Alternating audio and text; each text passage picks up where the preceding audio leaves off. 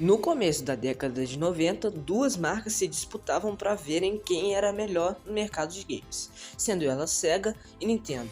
E em 1988, a Sega decidiu lançar o Mega Drive, que inovou bastante, já que tinha 16 bits em seu sistema, enquanto a Nintendo pensou em uma estratégia e decidiu lançar seu novo console, o Super Nintendo, também com 16 bits, somente 2 anos depois, já que a Nintendo queria que o console fosse superior ao Mega Drive. E essa disputa doida aí foi chamada como a Guerra dos Consoles.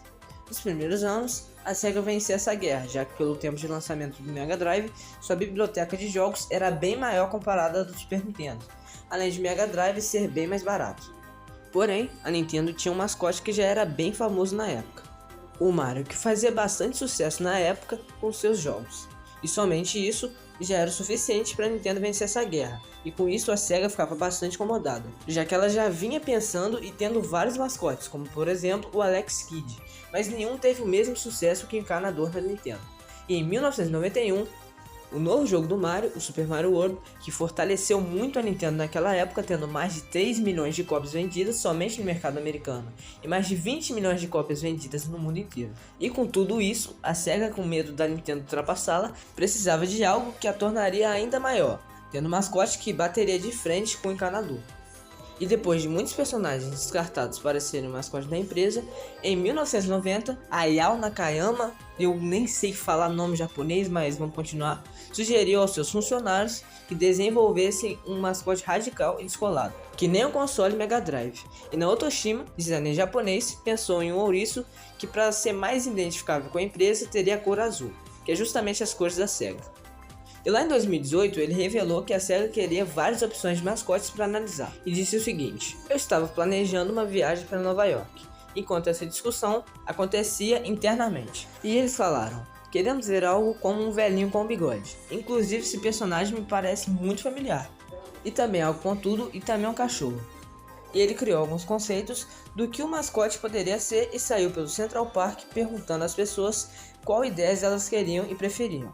O ouriço foi o mais popular, foi o que ele disse. Ele também disse que as pessoas apontavam para ele e diziam que gostavam.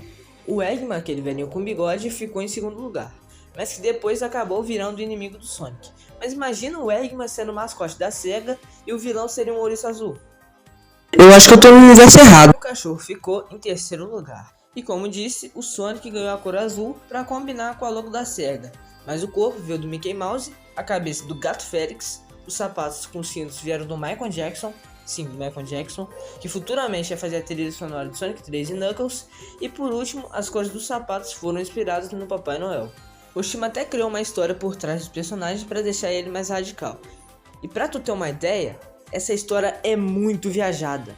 A história seria assim: nos anos 40 teria havido um piloto da Força Aérea dos Estados Unidos apaixonado por velocidade e seu apelido era Hedgehog por causa dos seus cabelos espetados, quando tirava o capacete, e que traduzindo virou ouriço. E no avião dele e na jaqueta, guarda bem essa jaqueta, já que ela vai ter uma importância lá mais pro final, tanto quanto no avião e na jaqueta tinha uma ilustração de ouriço. E sua esposa era uma autora de livros infantis, e acabou criando o personagem por causa do marido. E esse personagem se chamava Sonic the Hedgehog. Tempo depois, em um voo de teste para serem os primeiros humanos a quebrar a barreira do som, aconteceu um acidente terrível com ele. E anos depois, em 1980, uma fotógrafa chamada Meg encontrou uma jaqueta do Sonic.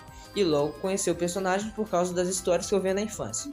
E quando estava tirando fotos de um voo aéreo, aconteceu um acidente e com isso ela tentou registrar o ocorrido, porém um outro avião caiu perto dela e uma criatura leva ela para um lugar seguro. E quando acordou no hospital, pensou no que tinha acontecido, já que a ilustração do Sonic na jaqueta não estava mais lá. E quando viu uma de suas fotografias no local do acidente, ficou assustada ao ver um par de sapatos vermelhos que para ela parecia bem familiar.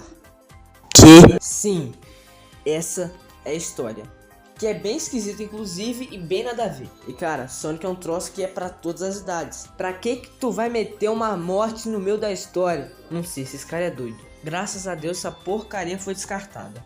E quando Oshima mostrou o design de Sonic para o programador Yuji Naka, ele adorou a ideia, já que queria muito desenvolver um jogo com um personagem veloz. E então, em 23 de junho de 1991, Sonic the Hedgehog chegava nos Estados Unidos, e daqui pra cá só foi sucesso. Sonic foi capaz de bater de frente com Mario, tanto que ajudou muito a Sega no mercado de games, que Com isso, a guerra dos consoles não teve nenhum vencedor claro, muito por causa dos dois mascotes que ajudaram a fazer essa guerra bem mais acirrada e equilibrada.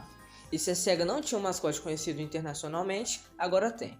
Também Sonic ajudou a SEGA a ser uma empresa muito mais famosa e muito mais conhecida, tanto que hoje em dia Sonic é um dos personagens dos games mais famosos, só perdendo para o Mario. E com o personagem, a SEGA teve mais vendas e lucrou ainda mais. E bom, o vídeo termina por aqui. Se inscreve no canal, ativa o sininho e deixa o like, já que esse vídeo deu bastante trabalho e uma demora do cacete. Então com isso vai me ajudar muito.